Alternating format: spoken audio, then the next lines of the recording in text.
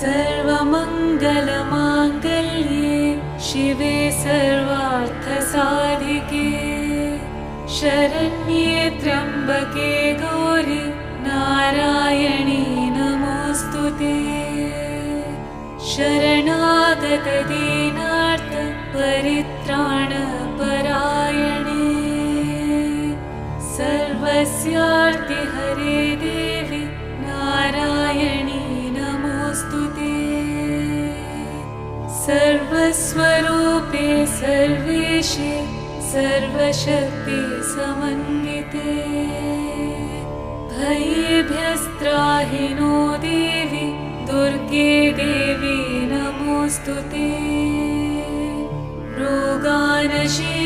रोगानशेषानपहंसि तुष्टा पृष्टा तु कामान् सकलानभि